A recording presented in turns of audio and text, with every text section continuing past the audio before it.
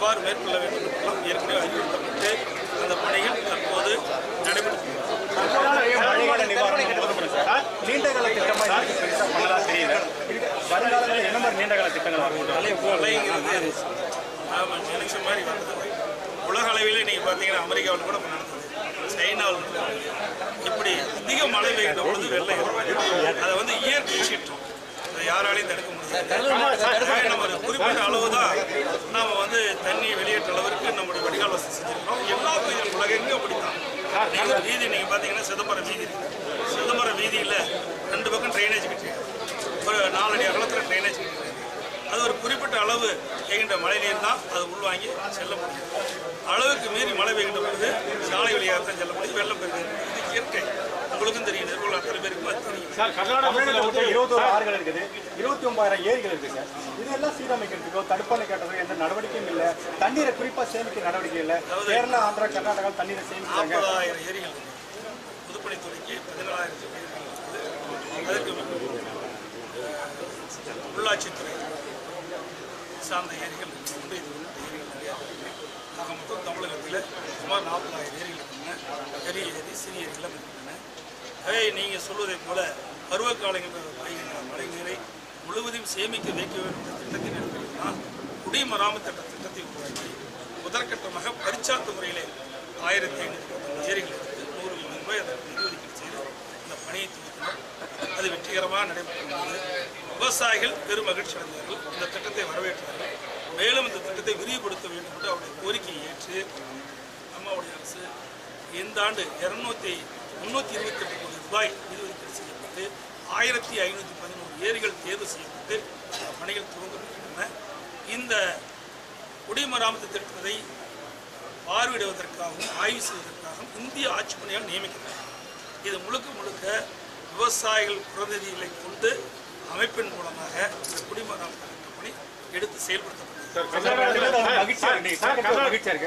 எதிர்கட்சிகள் வந்து தொடர்ந்து ஒரு குற்றச்சாட்டு வைக்கிறாங்க, எதுவுமே செய்யல, எங்க ஆட்சி இதுக்கு முந்தையே இந்த திட்டத்தை கொண்டு வந்தாங்க, உருக்க முடியல. ஏன்னா நல்ல சிறப்பான திட்டம், மக்களிடத்தில் வரவேற்பு இருக்குது, விவசாயிகள் இடத்துல வரவேற்பு இருக்குது. பெய்கின்ற மழை நீர் முழுவதும் அம்மாவுடைய அரசு போட்ட திட்டத்தின் வாயிலாக, இந்த குடிமராமத்து திட்டத்தின் வாயிலாக பல்வேறு ஏரிகள் ஆழப்படுத்தியதன் விளைவாக, தூர்வாரியின் விளைவாக, சீரமைத்ததன் விளைவாக பெய்கின்ற மழை நீர் முழுவதும் இன்றைக்கு சேமிக்க வைக்கக்கூடிய சூழ்நிலை இருக்கிறது.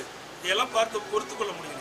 அவர் காலத்தில் எந்த திட்டத்தையும் செய்யலையே, நாங்கள் தானே அந்த திட்டத்தை கொண்டு வந்திருக்கிறோம். படிப்படியாக ஒவ்வொரு ஆண்டும் ஒரு குறிப்பிட்ட அளவு ஏரி எடுத்து சீரமைக்கிற பணியை விவசாயிகளிடத்திலே கொடுத்து அந்த பணியை மேற்கொள்ளும். டெண்டர் தான் விட்டாங்க, டெண்டர் கிடையாது. முழுக்க அந்த ஏரிக்குட்பட்ட பாசன விவசாய சங்க பிரதிநிதிகள் அவர்கள் மூலமாக இந்த குடிமராமத்து பணியை நாங்கள் சிறப்பாக செயல்படுத்திக் கொண்டிருக்கின்றோம். அது மட்டும் இல்லாமல் தடுப்பணை அம்மாவுடைய அரசு பெய்கின்ற மழை நீர் ஓடைகள் நதியின் வழியாக கடலில் வீணாக கலக்கிறது. அப்படிப்பட்ட நீரை ஆங்காங்கே தடுத்து நிறுத்தி நிலத்தடி நீரை உயர்த்த வேண்டுவதற்காக 3 ஆண்டுகால திட்டமாக 1000 கோடி ரூபாய் ஒதுக்கீடு செய்து இந்த ஆண்டு 62 தடுப்பணைகள் கட்டுவதற்கு 292 கோடி ரூபாய் இதற்காக நிதி ஒதுக்கீடு செய்யப்பட்டிருக்கிறது. ஆகவே இப்படி எல்லா மாவட்டத்திலுமே எங்கெங்கெல்லாம் தடுப்பணை கட்ட வேணுமோ அங்கெல்லாம் தடுப்பணை கட்டுவதற்கு உரிய நடவடிக்கை அம்மாவுடைய அரசு. கர்நாடகத்தில்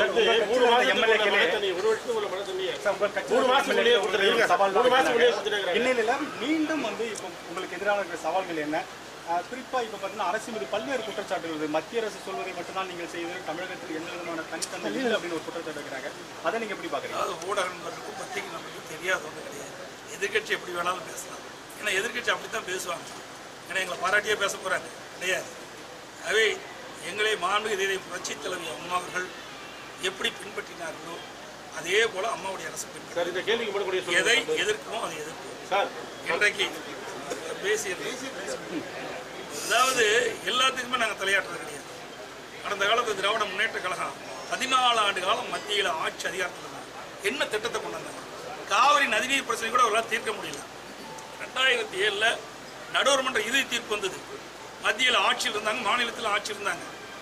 அவருடைய திராவிட முன்னேற்ற கழகத்துடைய தலைவர், அவருடைய மகன் பேரன் எல்லாமே மத்தியில் மந்திரியாக இருந்தாங்க. நினைச்சிருந்தா நிச்சயம் செஞ்சிருக்கலாம்.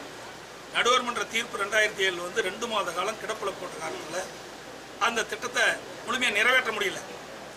அம்மா அவர்கள் வந்து சட்ட போராட்டம் நடத்தி தான் உச்சநீதிமன்றத்தின் மூலமாக இன்னைக்கு அம்மாவுடைய அரசு நம்ம விவசாயிகளுடைய உரிமையை பெற்று தந்திருக்கு. நமக்கு கிடைக்க வேண்டிய நீர் பங்கு நீரை அம்மாவுடைய அரசு தான் பெற்று தந்திருக்கு.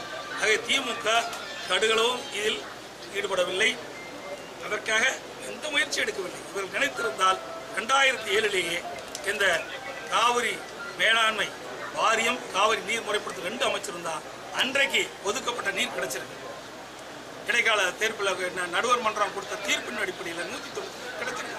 அது சரியான முறையில் அணுகாத காரணத்தில், அதுக்கு சரியா அக்கறை காட்டாத காரணத்தில் பதவி ஒன்றுதான் வேணும், ஆட்சி அதிகாரம் தான் வேணும் மத்தியில் நினைச்சாங்களே ஒழிய தமிழ்நாட்டு மக்கள் பற்றி சிந்திக்கல, அதற்கான முயற்சி எடுக்கல. அதனால நம்ம வழக்கு மன்றத்துக்கு சென்று நீதிமன்றத்துக்கு சென்று இதய புரட்சித் தலைவர் அம்மா அவர்கள் சட்டத்தின் வாயிலாக இன்னைக்கு அம்மாவுடைய அரசு நம்ம விவசாயிகள் உரிமையை பெற்று தந்திருக்கு.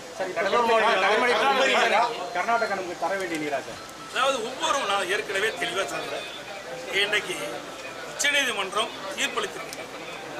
அதற்கென்று காவிரி மேலாண்மை ஆணையம் காவிரி நீர் முறைப்படுத்திக் ஒவ்வொரு முறையும் குழு கூடி ஒவ்வொரு மாதத்திற்கு அந்த மாநிலத்தில் பெய்கின்ற மழை நீரை கணக்கிட்டு அதற்கு தக்கவாறு நமக்கு வழங்க வேண்டிய நீர் உச்சநீதிமன்ற அறிவிப்படி வழங்கப்படும்.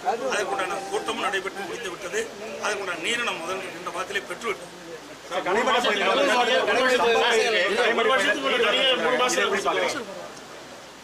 அதாவது அரசாங்கத்தை பொறுத்த வரைக்கும் ஏற்கனவே வெட்டப்பட்ட புதுசாக கிடையாது. கால்வாய் எந்த அளவுக்கு தண்ணி பிடிக்குமோ அந்த அளவுக்கு நாங்கள் தண்ணி திறந்தோம். ஆகவே அந்த கால்வாயில் செய்கின்ற நீர் ஆங்காங்கே இப்பொழுது சம்பா பயிரிடுகின்ற காலம் இன்னும் 1 வாரத்தில் தான் ஆரம்பிக்கும். அங்கங்கே இருக்கின்ற ஏரி குளங்கள் நிரப்பிட்டு இருக்காங்க விவசாயி. அதனால என்ன கடமைப்படையில இருந்தாலும் பல்வேறு பகுதிக்கு போயிட்டு இன்னும் ஒரு 5% தான் போகல. 95% கடம்படை பகுதிக்கு போயிடுது. அதுக்கு காரணம் என்ன? முன்னாண்டு இருக்கிற மதகள் இருக்கிறவங்க, வாய்க்காலுக்கு முன்னாண்டு இருக்கிற மதல் இருக்கிறவங்க அந்த பகுதியில் தன்னுடைய ஏரி குளங்களை நிரப்புவதற்காக தண்ணீரை திறந்து விட்டுருக்கிறார்கள். அதனால அங்கங்கே ஏரி நிறைவேற்றும் போது படிப்படியாக கடமடை முழுவதும் கொடுக்கப்படும். தேவையான நீர் இருக்கின்றது.